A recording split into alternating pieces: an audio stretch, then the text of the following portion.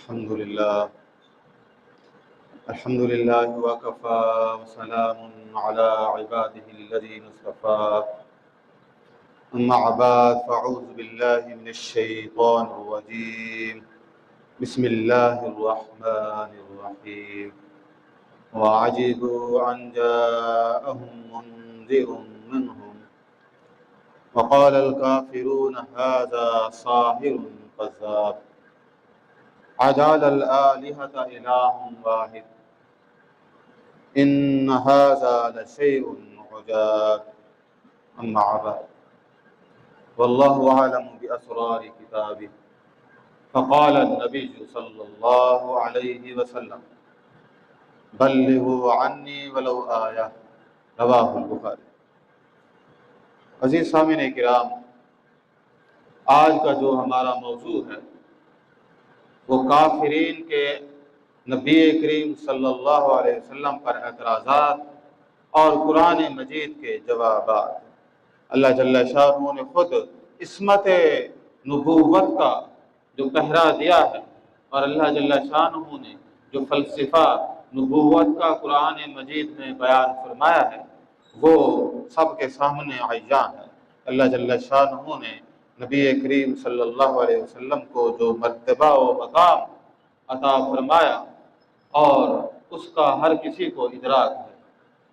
جہاں کچھ لوگ ہیں جس طرح مستشرقین ہیں یا اور طرح کے لوگ ہیں کہ جو رسالت معاذ صلی اللہ علیہ وسلم کی ذات گرامی پر اعتراض کرتے ہیں، تو آج بھی وہ لوگ موجود ہیں، اور کچھ ایسے ہیں جو مبالغہ آرائی سے کام لے کر مقام نبوت کو مقام الوہیت پر بٹھا دیتے ہیں، مقام نبوت اور الوہیت کا فرق نہیں کرتے، تو وہ شرک جیسی گمراہی کا شکار ہو جاتے ہیں۔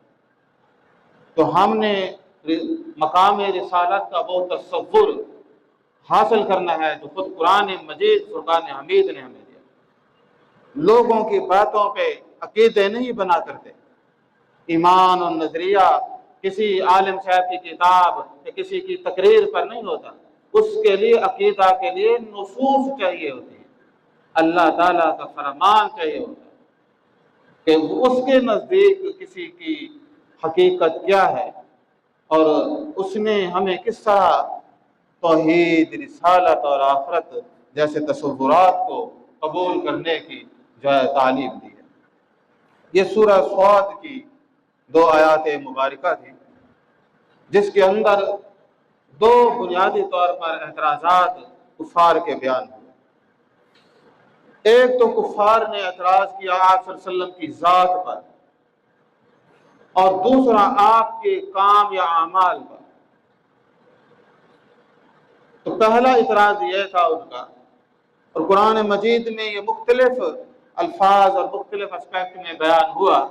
وہ کہتے تھے کہ وَعَجِبُوا أَن جَاءَهُم مُنذِرٌ مِّنْهُمْ، ان کو یہ بھی اعتراض تھا کہ بھائی یہ انہی میں سے اللہ جل شانہ نے رسول بنا کے بھیجے ہیں، بھائی اللہ تبارک و تعالیٰ نے نصیحت کرنے والے انہی میں سے بھیجے ہیں۔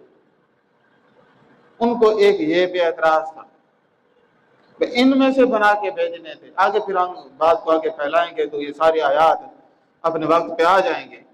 تو بھائی ان کو کس چیز پہ آپ کے نبی ہونے پہ بھی اعتراض تھا۔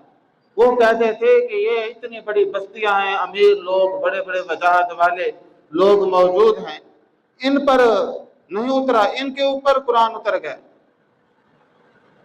اور بھئی اسلام کے بعد تو بنو ہاشم کی ایک بڑی ویلیو ہے، اگرچہ اس سے پہلے بھی ان کی ایک مقام تھا، لیکن ان کے ساتھ دوسروں کا بھی مقام تھا، خالی ان کا مقام نہ تھا۔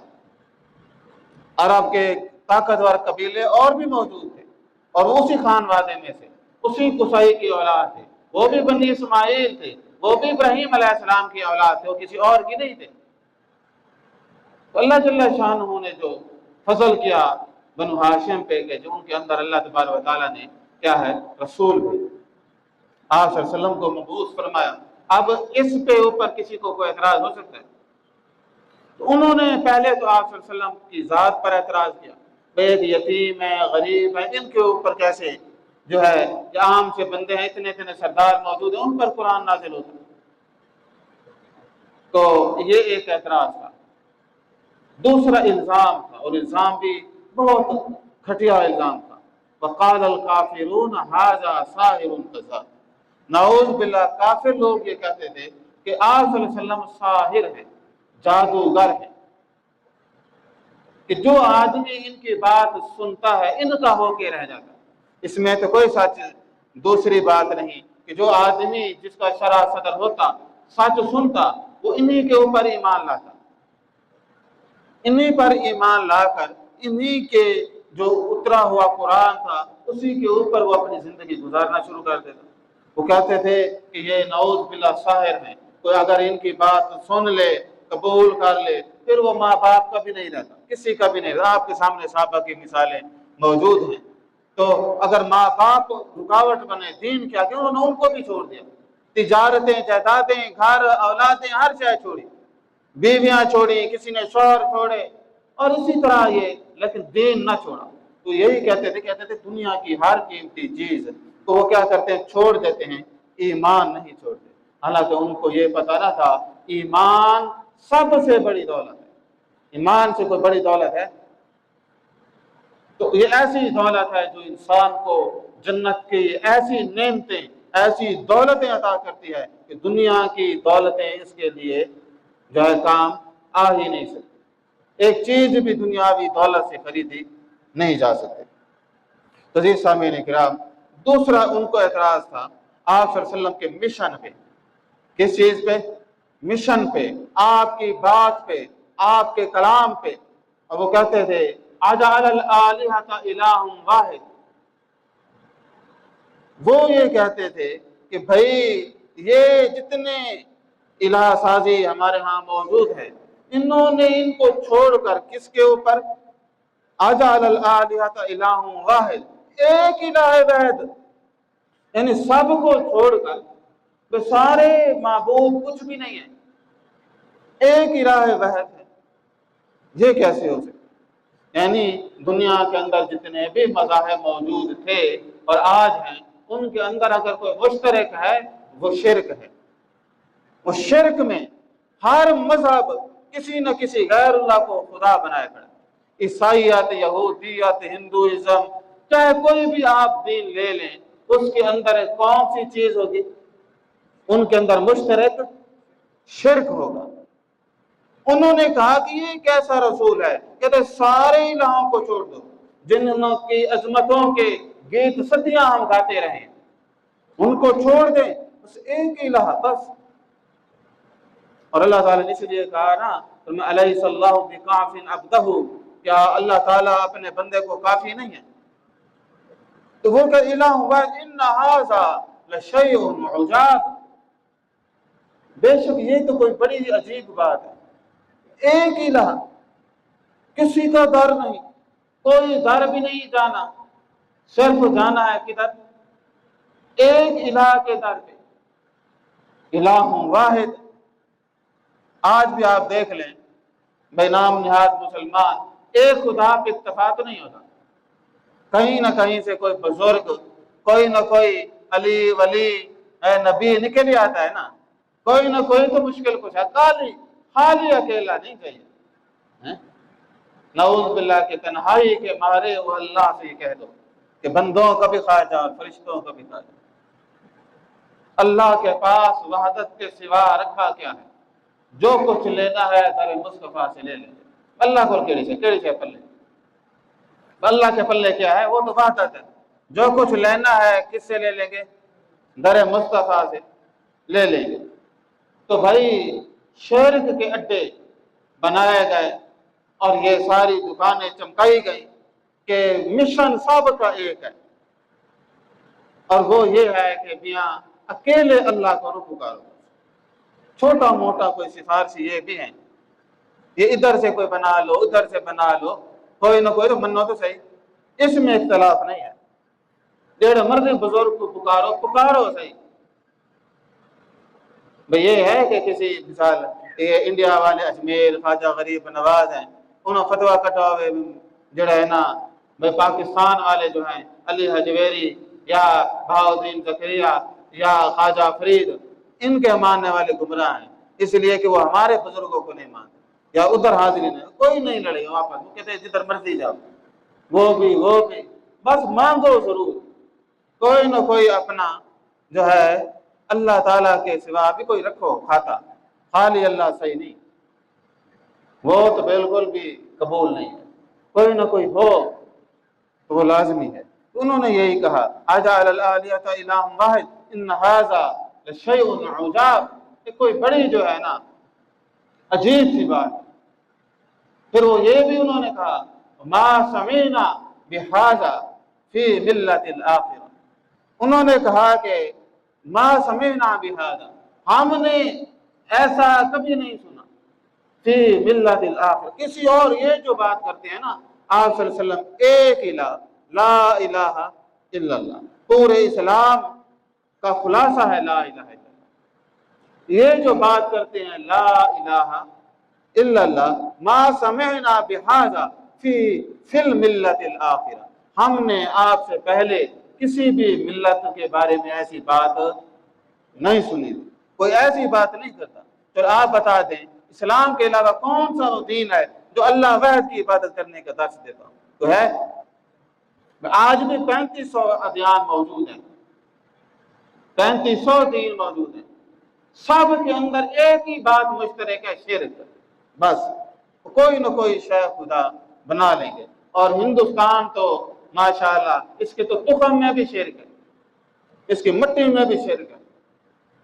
تو یہاں تو انگریزوں نے جب مردم شماری کرائی نا 1901 کے قریب ہوئی، تو ہندوستان کے لوگوں کی تعداد تھوڑی تھی، خداؤں کی تعداد ان سے کئی گنا زیادہ تھی، یعنی ہندوؤں کے خداؤں کی تھی پورے ہندوستان کی آبادی کم، اور ان کے خداؤں کی آبادی کیا نکلی؟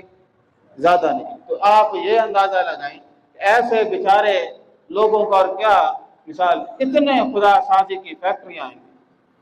ہمارا ایمان یہ ہے کہ ہمیں اللہ نے پیدا کیا، یہ وہ ہیں جو اپنے خدا آپ بناتے ہیں، یہ کیا کرتے ہیں اپنے ہاتھوں سے گھڑتے ہیں، اور یا پھر جو ہے اپنی کتابوں میں گھڑتے ہیں جھوٹ بنا بنا کے۔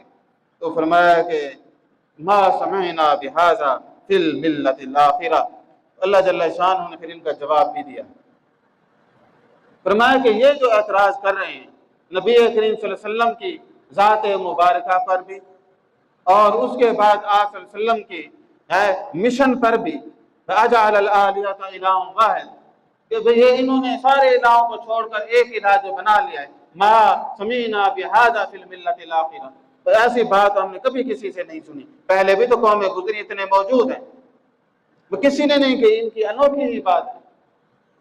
اللہ جل شانہ نے پھر اس کا جواب دیا، فرمایا کہ اس سے پہلے ان کے کچھ اور اعتراضات پہ بھی ہم دیکھتے ہیں۔ انہوں نے نبی کریم صلی اللہ علیہ وسلم پر 20 اعتراضات کیے، تو کہتے ہیں نا جتنے منہ اور اتنی باتیں، انہوں نے ایک اعتراض کیا، کہتے ہیں کہ وَيَقُولُونَ أَإِنَّا لَتَارِكُو آلِهَتِنَا لِشَاعِرٍ مَجْنُونٍ، انہوں نے یہ کہا، وہ کہتے ہیں کہ کیا ہم ایک دیوانے شاعر کی باتوں کی خاطر اس کو مان کر ہم اپنے معبودوں کو چھوڑ دیں؟ انہوں نے ایک اعتراض کیا کہ وَيَقُولُونَ أَإِنَّا لَتَارِكُو آلِهَتِنَا، ہم اپنے الہوں کو تو چھوڑ دیں، اتنے جو ہمارے معبود ہیں، فلاں نے بیٹی دی، فلاں نے جو ہے رزق کی فراوانی کی، فلاں نے مجھے فلاں خوشی دی، فلاں کی وجہ سے میرے اوپر یہ معاملہ ہوا، تو فرمایا کہ ہم لشاعر مجنون، ایک شاعر مجنون کے نعوذ باللہ کہنے پہ چھوڑ دیں۔ تو انہوں نے آپ صلی اللہ علیہ وسلم پر کون سا اعتراض کیا؟ انہوں نے کہا کہ ہم اپنے الہوں کو چھوڑیں گے نہیں ایک شاعر کی باتیں جو ہے سن کر، کیونکہ آپ صلی اللہ علیہ وسلم نے جو قرآن مجید فرقان حمید پیش فرمایا، وہ اس وقت کا جو عروج تھا نا، وہ ادب تھا، زبان تھی، عرب یعنی بولنے والے، دوسروں کو عجمی کہتے تھے، گونگے، ان کو اپنی زبان و بیان پہ بڑا فخر تھا، اہل زبان تھے۔ تو قرآن مجید جب اترا اور ان کو حیران کر دیا، حضرت عمر رضی اللہ تعالیٰ عنہ فرماتے ہیں کہ اسلام سے پہلے جیسے میں قرآن سنتا تھا میرا دل باہر نکلتا تھا، کھنچتا تھا، یعنی اس کا اتنا تاثیر تھا۔ تو ہم تو ماشاءاللہ اندھے اور نابین ہیں، ہمیں تو سمجھ بھی نہیں آتی، اس لیے نہ دل ہے ہلتا ہے نہ کچھ ہے۔ تو وہ جو اہل زبان تھے ان کو تو پتہ تھا۔ اب ہم یقولون شاعر نتربص به ریب المجنون، یوں کہتے ہیں کہ یہ شاعر ہے اور ہم اس پر زمانے کے حوادث یعنی نعوذ باللہ موت کا انتظار کر رہے ہیں۔ تو کہتے تھے آپ شاعر ہیں۔ اس وقت بھی شعراء موجود تھے، بعض بڑے شعراء موجود تھے، نابغہ زبیانی جو ہے وہ موجود تھا، اور 7 معلقات میں سے زہیر بن ابو سلمہ اور ان کے بیٹے کعب بن زہیر وغیرہ یہ بڑے شعراء تھے۔ لبید بن ربیعہ یہ بھی 7 معلقات میں سے عظیم شاعر تھے، وہ موجود تھے۔ حضرت خنسہ موجود تھی، حسان بن ثابت موجود تھے، اور بھی بڑے شعراء موجود تھے۔ بعض تو اسلام آنے کے بعد مسلمان ہو گئے، ان کو کہتے ہیں مخضرمین، یعنی وہ جو شاعر جنہوں نے اسلام کا بھی پہلے جہالت کا زمانہ پایا پھر اسلام کا زمانہ پایا۔ تو ان میں جو بڑے شاعر تھے جو معلقات میں 7 معلقات میں جن کا شمار تھا، اور وہ بڑے ہی جلیل القدر صحابی لبید بن ربیعہ رضی اللہ تعالیٰ عنہ تھے، بڑی ہی شخصیت تھے۔ ہمارے ہاں مشہور ہے حسان بن ثابت، یہ بڑے شاعر النبی بھی انہیں کہا جاتا ہے، اور ان کے اکثر جو کلام ہے وہ ان کا اپنا ہی نہیں ہے، یہ قضیہ ارتحال ہے، بعض کے لوگوں نے بنا کے ان کے نام سے منسوب کیا، کئی اس میں معاملات ہیں وہ ابھی موضوع کلام نہیں۔ حسان بن ثابت رضی اللہ تعالیٰ عنہ سے بڑے شعراء موجود تھے، جن میں سب سے بڑے شاعر لبید بن ربیعہ ہیں، ان کا کلام اس بات کا شاہد ہے کہ وہ بڑے شاعر ہیں۔ اسی طرح جو اوقاز کا محلہ تھا وہاں پہ حضرت حسان بن ثابت جب مسلمان نہ ہوئے تھے اور حضرت خنسہ، ان کا آپس میں مقابلہ ہوا، وہ بھی صحابیہ بنی، بعد میں شاعری کا مقابلہ ہوا تو حضرت خنسہ جیت گئی، اور نابغہ زبیانی نے فیصلہ کیا کہ خنسہ بڑی شاعرہ۔ اسی طرح کعب بن زہیر کا وہ جو قصیدہ ہے بردہ، وہ بھی بڑے پے کی شاعری پر مبنی ہے۔ کہنے کا مقصود یہ ہے کہ لبید بن ربیعہ ان سے بھی بڑے شاعر تھے، وہ عرب کے عظیم شعراء میں شامل تھے۔ کہتے ہیں کہ کسی نے ان کے سامنے سورہ کوثر لکھ دی۔ سورہ کوثر قرآن مجید کی سب سے چھوٹی سورہ، وہ 3 آیات کے بعد ہی ختم۔ ہمارے ہاں تو آدھی سانس میں پڑھ لیتے ہیں، نماز کے اندر آدھی سانس میں پڑھ لی۔ خیر، جب انہوں نے لبید بن ربیعہ نے دیکھا اور اس کے اوپر غور کیا تو وہ اندر چلے گئے، بار بار دیکھتے تو حیران ہو جاتے۔ تو وہ چونکہ شاعر تھے، باکمال ہستی تھے، انہوں نے اندازہ لگا اور انہوں نے کہا کہ بھئی یہ جو کلام ہے نا سورہ کوثر، انہوں نے جب پڑھ کے فیصلہ کیا، کہتے ہیں کہ یہ جو ہے نا واللہ ما ھذا الکلام البشر، وہ کہتے ہیں کہ یہ اللہ کی قسم ہے کہ یہ جو کلام ہے نا ھذا الکلام لیس من بشر، تو فرمایا کہ یہ کیا ہے، یہ کسی انسان کا کلام نہیں ہے۔ تو وہ انہوں نے یہ بات بتائی کہ یہ جو کلام ہے یہ کیا ہے، لیسا کلام البشر، واللہ لیسا کلام البشر، یہ جو ہے یہ کلام بشر نہیں ہے۔ ان کو اتنا پتہ چل گیا کہ یہ کسی انسان کا کلام نہیں ہے۔ تو انہوں نے کہا کہ آپ صلی اللہ علیہ وسلم کون ہے، شاعر ہے، آپ صلی اللہ علیہ وسلم کو شاعر قرار دیا گیا۔ تو فرمایا کہ اللہ تعالیٰ نے اس کی تردید کی، اور تردید کیا فرمائی، فرمایا کہ وما علمناه الشعر وما ينبغي له، اور اللہ جل شانہ نے آپ صلی اللہ علیہ وسلم کو شعر نہیں سکھایا، شاعری نہیں سکھائی، شاعری کا علم نہیں دیا۔ وما علمناه الشعر، اللہ تعالیٰ نے ان کو علم نہیں دیا شعر کا، وما ينبغي له، اور نہ ان کو یہ لائق ہے۔ شاعری کو اللہ تعالیٰ نے ناپسند کیا، اس کی خاص وجہ ہے کہ شاعری کے اندر ہوتا ہے مبالغہ آرائی، حقیقت کو اور رنگ سے بیان کرنا۔ تو اللہ تبارک و تعالیٰ نے فرمایا نہیں۔ ایک بار حضرت عمر رضی اللہ تعالیٰ عنہ نے جناب لبید بن ربیعہ کو فرمایا کہ آپ کوئی شعر سنیں۔ بڑے وہ صحابی تھے، بڑے شاعر تھے۔ جناب لبید نے فرمایا کہ بات سنیں، اس قرآن کے بعد کسی شعر کی گنجائش ہے؟ اس قرآن کے بعد کسی شعر کی کوئی گنجائش نہیں۔ اتنے بڑے شاعر تھے کہ مسلمان ہونے کے بعد آپ نے ایک شعر بھی نہ کہا۔ تو شاعری کے اندر کیا ہوتا ہے؟ مبالغہ، اڑائی، حقیقت کو اور طریقے سے بڑھانا، اور یہ ہمیشہ مذہبی واردات رہی ہے۔ شاعری ہمیشہ شاعری کے ذریعے مذہبی وارداتیں کی گئی۔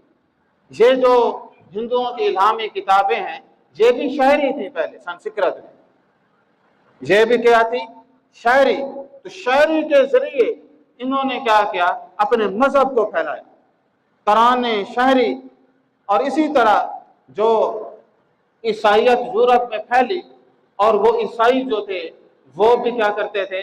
وہ عیسائی لوگ کلیسا کے اندر ڈرامے بناتے تھے، اور وہ جو ڈرامے تھے ان کے وہ بھی کیا تھے؟ وہ شاعری کے اندر ہوتے تھے۔ یہ جو ڈرامے ہیں نا، سٹیج ڈرامے، یہ پہلے زمانے میں ایک مذہبی رسومات ہوتے تھے۔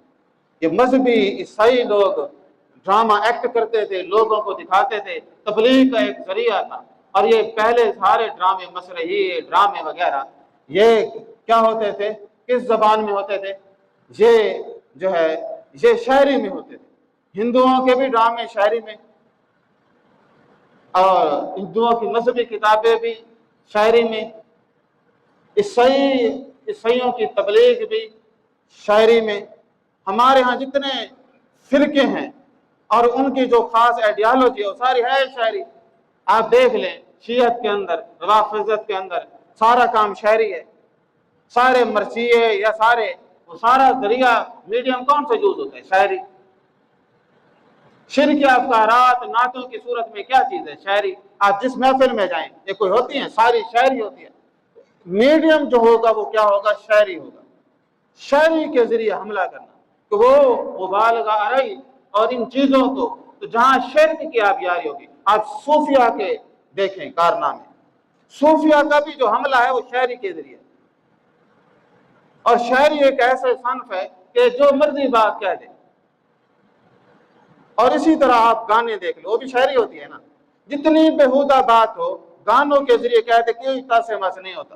سینکڑوں بندے سن رہے ہیں کسی محفل میں یا گاڑی میں، تو اگر وہ گانے لگے ہوئے ہیں تو کوئی بندے کو فکر نہیں ہے، وہ چاہے وہ جتنے بےہودہ الفاظ کہے۔ تو شاعری گانوں کے اندر، یہ مذہبی رسومات کے اندر، ہر جگہ اس کا ایک معاملہ ہوتا ہے، کیونکہ اس کی خصوصیت یہ ہے کہ وہ حقیقت سے کیا کرتی ہے؟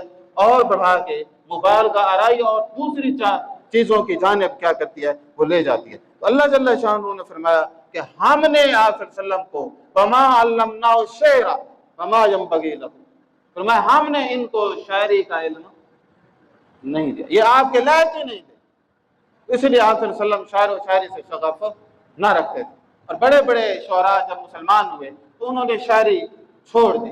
باقی یہ جو شاعری کے معاملات ہیں، یہ جاہلیت کی شاعری اور مختلف، اس میں سب سے زیادہ کمال ہے حماد راویہ کا، کہ جس نے اسے کہتے ہیں قضیہ ارتحال، کہ اپنا جو ہے نا بات کو دوسرے کے نام سے منسوب کرنا۔ یہ بھی ایک طریق رہا ہے، اور یہاں مذہبی گروہ بھی کرتے ہیں، جس طرح یہ ناج البلاغہ ہے، یہ ساری جو رضی تھا رشید رضی، یہ ساری وضع کی ہوئی کتاب ہے۔ اب یہ کیا حضرت علی کی لکھی ہوئی ہے، حضرت علی کے خطبات 350 سال 350 سال بعد لکھے ہیں، اور اس کے بعد بھی 100 سال اس کتاب کو کوئی پذیرہ ہی نہیں ملی۔ تو یہ پھر علماء ادبا، جس طرح آپ عام دیکھیں گے جو اقوال پڑھیں گے وہ عرب حکایت کا، تو حضرت علی نے فرمایا۔ تو ان کا اسے کہتے قضیہ ارتحال، کسی کی بات کو کسی اور سے منسوب کر دینا، ان کے یہ طریق ہیں پڑھے۔ تو یہ کیا کرتے ہیں؟ اسی طرح وہ قضیہ یہ کرتے ہیں کہ پرانی اکثر جو مشہور کتابیں ہیں وہ ان کی اپنی ہے ہی نہیں، کہ بعد میں کسی نے تقریب کر کے بیچ میں تبدیلیاں کر کے تزئین کر کے پیش کر دیا، ہاں جی یہ فلاں کی کتاب ہے اور فلاں کی کتاب ہے اور یہ فلاں کی کتاب ہے۔ یہ ہمارے ہاں ایک وہ ذاکر صاحب سنا رہے تھے واقعہ، وہ کہتے ہیں کہ بھائی وہ جو امریکہ جس نے کیا تھا نا کولمبس نے تو امریکہ دریافت کیا تھا، کہتے ہیں کہ اس کولمبس نے بتایا کہ میں نے نہج البلاغہ پڑھی ہے، اس کو پڑھ کر میں نے کیا کیا، امریکہ دریافت کیا۔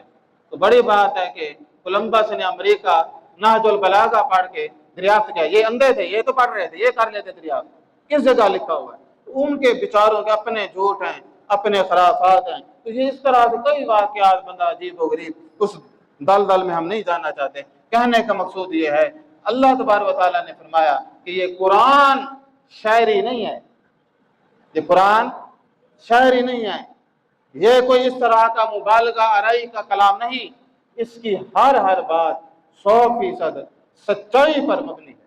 یہ ڈاکٹر حمید اللہ مشہور ہیں، انڈیا کے اندر وہ پیدا ہوئے، بڑے عالم فاضل آدمی تھے، اور ان کا جو MA کا مقالہ تھا، وہی مقالہ جو ہے نا یہ جو ورلڈ جو ہے چارٹر ہے اس کا جو ہے وہ اسی سے سارا اخذ کیا گیا۔ تو بڑے آدمی تھے، پھر وہ چھوڑ کر جو ہے فرانس چلے گئے۔ ان کی عادت تھی کہ وہ بڑی زبانوں کے ماہر تھے، اور کتابیں بھی بڑی لکھی، اور ساری زندگی انہوں نے لکھنے پڑھنے میں گزار دی، شادی بھی نہ کی، اور وہ ان کے کچن میں بھی کتابیں ہوتی تھیں، یعنی اتنی وہ کتابیں پڑھتے تھے، لکھتے تھے۔ تو وہ اپنے واقعات لکھتے، کہتے ہیں بھائی ان کے پاس اس زمانے میں دہلی کے 2-3 آدمی ضرور مسلمان ہوتے تھے، تو وہ پھر ایک چھوٹی سی ہسٹری لکھتے تھے کہ بھائی فلاں آدمی کیوں مسلمان، اس سے یہ سوال پوچھتے تھے کہ بھائی تو اسلام کی کون سی بات سے متاثر ہوا۔ اب وہ ڈاکٹر حمید اللہ کے پاس ایک آدمی آیا جو پکی عمر کا تھا، اس نے ان سے پوچھا کہ تم نے اسلام کی کون سی بات سے متاثر ہوئے؟ وہ فرانسیسی تھا، علم کے اندر علمی میدان میں فرانسیسی سب سے بہر قوم ہے، دنیا کی جو لٹریچر کی زبان ہے فرانسیسی ہے، امریکی تو انگلش 17ویں صدی کے اندر بعد میں آئی، لیکن جتنا بھی اگر کوئی بڑا لٹریچر ہے، خزانہ ہے، وہ فرانسیسی زبان میں موجود ہے۔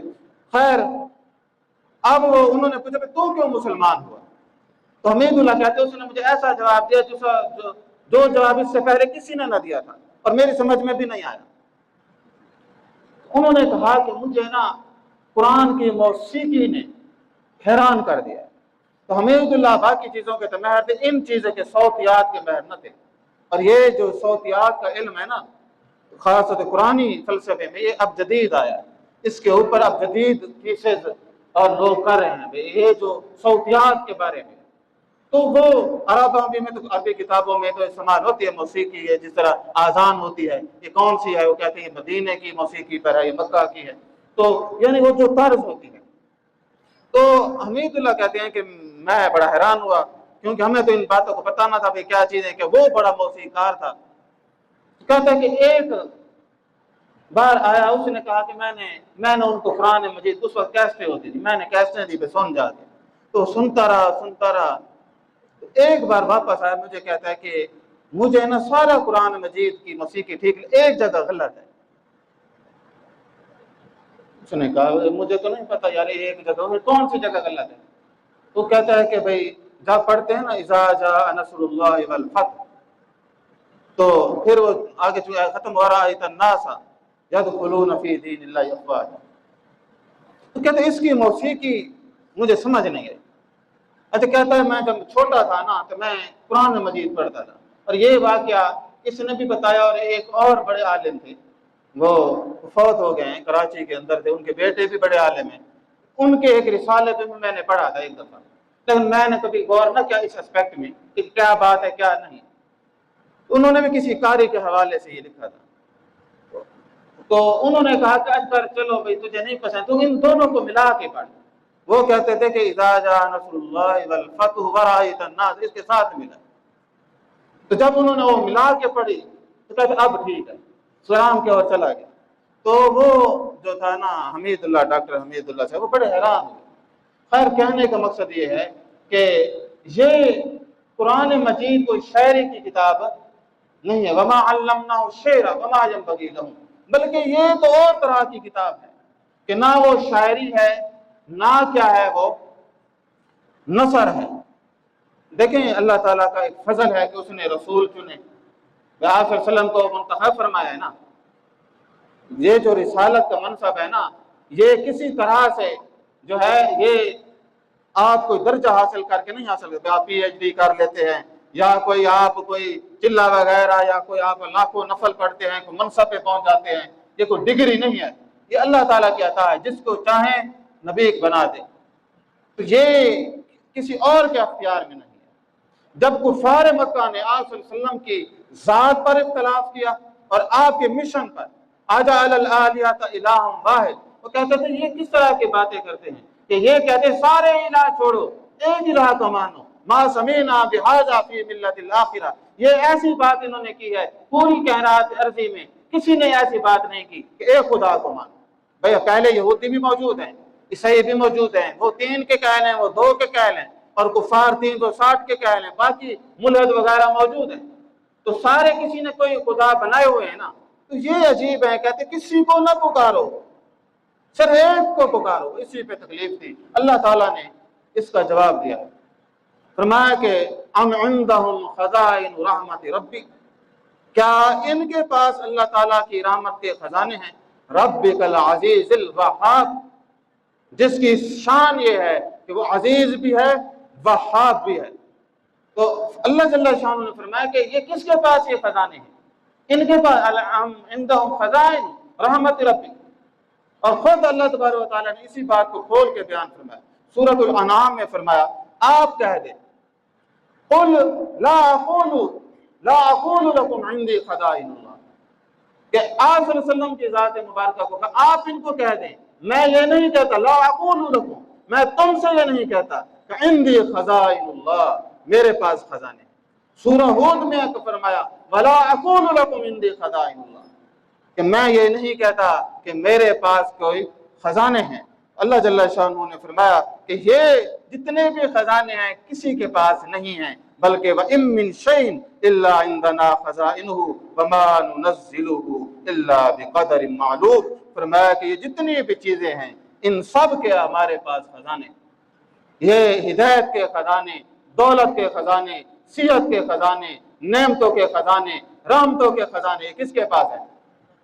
یہ صرف محض اللہ تبارک و تعالیٰ کے پاس۔ انسانوں کو خطاب کر کے اللہ تعالیٰ نے فرمایا قل، آپ فرما دیجئے، کیا یہ بات سب انسانوں پہ اللہ تعالیٰ نے لاگو فرمائی؟ لو انتم تملکون خزائن رحمتی، تو فرمایا کہ اگر تم مالک ہوتے خزائن رحمتی ربی، میرے رب کی رحمت کے خزانوں کے، تو فرمایا کہ تم مالک ہوتے اذا لامسکتم، فرمایا کہ اور تم ان کو روکے رکھتے خشیت الانفاق، خرچ ہونے کے ڈر سے۔ اگر اے انسانوں، اگر تمہارے پاس اللہ کی رحمت کے خزانے ہوتے، بانٹنے کے خزانے ہوتے، ہمارے یہاں ایک افکار ہے نا، چلو جی بھائی اتنا تو مانو، دینے والا اللہ ہے، بانٹنے والے تو انہیں مانو، چھوٹے موٹے تو کچھ نہ مان لو نا، بانٹنے والے، فرمایا نہیں، بانٹتا بھی وہی ہے۔ ان تملکون خزائن رحمت ربی، اگر تم مالک ہوتے اللہ تعالیٰ کی رحمت کے خزانوں کے، تو پھر کیا ہوتا؟ یہ فرمایا خرچ ہونے کے ڈر سے تم کیا کرتے؟ خرچ ہی نہ کرتے، روک لیتے۔ وَكَانَ الْإِنسَانُ قَتُورًا، انسان چھوٹے دل کا مالک ہے، انسان کتنی اوقات نہیں، یہ کیسے یہ اپنے دشمن کو دیتا؟ اللہ تعالیٰ تو ہر کو دے رہے ہیں نا، مانگنے والوں کو دے رہے ہیں، نہ مانگنے والوں کو دے رہے ہیں، ماننے والوں کو بھی دے رہے ہیں، نہ ماننے والوں کو بھی دے رہے ہیں، گستاخوں کو بھی دے رہے ہیں، ملحدوں کو بھی دے رہے ہیں، سب کو دے رہے ہیں، یا نہیں دے رہے؟ وہ ایک افریقی عورت تھی، تو مسلمان افریقہ میں بعض ہے اور ایران بڑی فنڈنگ کرتا ہے، وہاں پہ بھی انہوں نے بڑے کام کیے ہیں، تو پیسے دے کے ان کو چلو شیعہ بنا لیں، جو مرضی بنائیں۔ تو خیر وہاں وہ ایک انگریز گیا تو اس نے تبلیغ کی، سیعت کی یا الہاد کی، تو وہ مسلمان تھے، بڑے غریب تھے، تو انہوں نے نا وہ بیگ کے اوپر لکھا دس از فرام ڈیول، یعنی یہ شیطان کی طرف سے ہے۔ اس کے اوپر بیگ کے اوپر لکھا تھا کہ یہ کس کی طرف سے ہے؟ کھانا شیطان کی طرف۔ اس نے پڑھ کے سنایا بھئی تمہیں شیطان نے دیا ہے، بھئی کس کی طرف سے ہے؟ شیطان کی طرف سے۔ وہ مسلمان عورت تھی، اس نے کہا میں اللہ تعالیٰ کا شکر ادا کرتی انہوں نے کہا دیا شیطان نے ہے، ملے تھا نا، اب مجھے نام اس کا بھول گیا ہے، تو کہتے دیا اس نے ہے، تو شکر تو اللہ کا ادا کرتی ہے۔ اس نے کہا کہ اللہ کا شکر ہے اس نے اس کے دل میں ڈالا یہ حرکت کرے، دینے والا اللہ ہے، یہ تھوڑے دینے والے ہیں۔ اس نے کہا یہ دینے والا کون ہے؟ اللہ ہے، اللہ نے یہ بندوبست کیا۔ تو فرمایا کہ وَكَانَ الْإِنسَانُ قَتُورًا، انسان بڑا ہی چھوٹے دل والا ایک مخلوق ہے، یہ کہاں خرچ کرتا؟ تو اس کے خزانے کس کے پاس ہیں؟ اللہ جل شانہ کے پاس اس کے خزانے ہیں، اور اس ذات نے فرمایا کہ ام خلقوا من غیر شیء ہم الخالقون۔ یہ پھر آگے جا کے موضوع اور طرح سے تبدیل ہو جاتا ہے، یہ دوسرے مقام پر سورہ طور میں اللہ جل شانہ نے بیان فرمایا۔ تو اصل میں یہ ساری باتیں ایسی ہیں کہ جن پر ایک تفصیلی جو ہے نا ہر آیت پہ بات ہوتی ہے، اور یہ اتنی سادہ بات ہے۔ فرمایا تساں اپنے وجود کو دیکھو، تم اپنے وجود کو دیکھ کر غور کر لو، سوال کر لو، یہ بتاؤ کہ یہ وجود خود پیدا ہو سکتا ہے؟ بس یہ جواب دے، یہ جتنا تمہارا اپنا باڈی ہے اور یہ وجود ہے، اور اتنی اللہ تعالیٰ نے آرگنائز کیا ہے، یہ جو اتنی میموری ٹریلین گیگا بائٹس جو ہے نا یہ دماغ کے اندر ہیں۔ یوٹیوب کے بعد جو ڈیٹا بینک ہے نا وہ دماغ سے چھوٹا ہے، یہ سارے پڑھ پڑھ کے میں بتا رہا ہوں، یعنی ان کے اتنا بڑا ڈیٹا بینک ہے، ان سے بھی زیادہ ڈیٹا بینک ہے اس دماغ کے اندر، اور ان کا کئی ایکڑ کے اوپر ان کا ڈیٹا بینک ہے لاس اینجلس میں۔ انسان کا چند واٹ سے چلتا ہے، اور وہاں پتہ نہیں انہوں نے کوئی پورے گریڈ لگائے ہوئے ہیں، اتنا ظاہر ڈیٹا بینک ایکڑوں پہ ہے، تو کتنی بجلی انرجی کنزیوم ہوگی۔ اللہ تعالیٰ نے اس سے بڑا ڈیٹا بینک دماغ میں رکھا ہے، اور وہ چھوٹے سے واٹ سے کیا ہے منیمم انرجی سے جو ہے نا وہ چلنے والی چیز ہے۔ ایک ایک چیز آپ دیکھ لیں ہیں بھائی، انسانی آنکھ کا میگا پکسل دیکھ لیں کہ کتنا زیادہ ہے، اور آپ 4-5 لاکھ کے موبائل لیتے ہیں 50 میگا پکسل فلاں میگا پکسل، آنکھ کا جتنا میگا پکسل ہے کسی موبائل کا ہے؟ میں آپ دیکھتے ہیں کسی چیز کو بلر کرتی ہے، آنکھ اوریجنل ویو دکھاتی ہے، وہ کیا کرتے ہیں یا بالکل کلر اور بنا دیتے ہیں، زیادہ ڈارک کلر کر دیتے ہیں۔ کہنے کا مطلب یہ ہے تم سارے ذرا دماغ کھول کے سوچ لو، یہ کس نے پیدا کیا؟ یہ خود پیدا ہو گیا یا ان کو کسی نے پیدا کیا؟ اگر وہ تم نہیں ہو پیدا کرنے کو، اور ہے کون؟ ڈھونڈو تو صحیح، کون ہے جس نے یہ پیدا کر دیا، جتنا اتنا آرگنائزڈ جو ہے وہ سسٹم بنایا ہے؟ تو اگر سوچنے والا، ہم اس گرم خطے میں پیدا ہوتے ہیں نا گندمی رنگ کے، رشیا میں جو بچے پیدا ہوتے ہیں وہ کتنے گورے ہوتے ہیں، ان کے آنکھ میں خاص طرح کا جو جتنے زیادہ ٹھنڈے علاقے میں ان کی یہ جگہ موٹی ہوتی ہے، قدرت نے بنائی ہے، وہ خود تھوڑی بنائی ہے، کیونکہ سردی اور وہ جو ہوتی ہے نا برف باری اس کو روک بھی وہی سکتی ہے۔ تو اللہ تعالیٰ کی شان ہے، جس طرح کا انوائرمنٹ ہوگا اسی طرح کے انسان پیدا ہوں گے۔ تو اللہ تبارک و تعالیٰ نے فرمایا کہ یہ سارا معاملہ، اب اللہ تبارک و تعالیٰ نے اپنی 2 صفات بیان کی، فرمایا کہ یہ ام عندہم خزائن رحمت ربک العزیز الوہاب۔ فرمایا جو تیرا رب ہے اس کی 2 صفات ہیں، العزیز، یہ قرآن مجید میں ایک کثرت سے ابتدا یا استعمال ہونے والی ایک اللہ تبارک و تعالیٰ کا نام ہے، العزیز صفت ہے، کہ جس کا سادہ معنی یہ ہے کہ کوئی اسے مغلوب نہیں کر سکتا، کوئی سب کے اوپر وہ غالب ہے، وہ اس کے اوپر کوئی بھی غالب آ نہیں سکتا۔ وہ ہمیشہ پیئر میں زیادہ تر جوڑے میں آتا ہے، عزیز الحکیم، عزیز الرحیم، عزیز الغفار، عزیز الوہاب، عزیز الانتقام، اور اسی طرح سے یہ 92 بار یہ جو ہے یہ لفظ قرآن مجید میں آیا، کہ فرمایا کہ اللہ تعالیٰ کی کامل قدرت، اس کی شان، اس کی یکتائی، وحدت، اور وہ ایسی ہستی ہے جو ناقابل شکست ہے، کوئی مقابلہ نہیں کر سکتا۔ دنیا کی تاریخ پڑھتے ہیں، جتنی قدیم تاریخ پڑھیں، پہلے یہ تہذیبی تاریخ آتی ہے، پہلے بھئی جس طرح مصری تہذیب تھی، یونانی تھی، بابلی تہذیب تھی، ہندی تہذیب تھی، پھر یہ زمانوی ہے۔ آپ دیکھ لیں کہ مصری تہذیب میں خداؤں کو خود قتل کیا گیا، اسی طرح یونانی تہذیب میں زیوس، اس کے باپ اور اس کے دادا کی کہانی پڑھ لیں، اب اتنا وقت نہیں ہے، وہ کیا تھے، آخر ان کو کس طرح انہوں نے کنٹرول، تو خدا خود قید ہو گئے۔ ہندی تہذیب میں پڑھ لیں آپ، جو ہے وہ جو شری گنیش جی خود خدا ہیں، اس کا سر لے کے نکل گیا، پاربتی خود دیوی ہے۔ تو یہ سب آپ دیکھ لیں کہ راون جو ہے وہ سیتا کو لے کے بھاگ گیا، کہ جب خدا کی بیوی اغوا ہو جائے اور بیٹے کا سر اتر جائے اور ملے نہ، آج تک نہیں ملا، تو ایسے خداؤں کو ماننا جو اپنے گھر کی حفاظت نہ کر سکے، نہ اپنے بیٹے کی اور نہ اپنے بیوی کی حفاظت کر سکے، وہ ہو اس پورے بر اعظم کا خدا، ایسے خدا کو ماننا ہے۔ فرمایا اللہ عزیز ہے، غالب ہے، وہ کیا ہے؟ غالب ہے، اس کو کوئی مغلوب نہیں کر سکتا، اس کا کوئی مقابلہ نہیں کر سکتا۔ اسی طرح جو ہے لفظ وہاب ہے، یہ کلیل 3 بار قرآن مجید کے اندر استعمال ہوا، لفظ وہاب جو نہایت جلالت، جمال اور محبت سے بھرپور نام ہے۔ وہبا یہبو سے مشتق ہے، تو اصل میں یہ صیغہ مبالغہ ہے، ورنہ واہب آتا۔ تو اب چونکہ یہ وقت بھی تھوڑا ہے کہ بار بار عطا کرنے والا، وہاب کا کیا معنی ہے؟ جو بار بار عطا کرے، بے حساب عطا کرے، ہر قسم کی نعمتیں دینے والا، ہر عطا کرنے والا، کہ جس کی عطا کبھی بھی کم نہ ہو، تو وہ ہستی الوہاب ہے جو دیتے ہوئے تھکتی نہیں، جس کے خزانوں میں کمی نہیں ہوتی۔ اور اس کی شان یہ ہے کہ فرمایا کہ وہ ایسی ہستی ہے کہ جو کسی بدلے کے عوض نہیں دیتی، یہ نہیں ہے کہ نماز پڑھیں گے تو دے گی، کسی استحقاق کے بغیر وہ دیتی ہے، اور یہ ایسی ہستی ہے کہ مطالبے کے بغیر وہ دیتی ہے۔ تو اللہ جل شانہ کی ہستی وہاب ہے کہ جو بے پناہ عطا کرنے والی ہے۔ تو فرمایا کہ اب یعنی وہاب ایسی ہستی کو کہتے ہیں جو اپنی طرف سے عطا کرے۔ چلو سادے لفظوں میں آپ پڑھیں، جناب ابراہیم علیہ السلام نے اللہ تبارک و تعالیٰ سے دعا کی کہ رب ہب لی من الصالحین،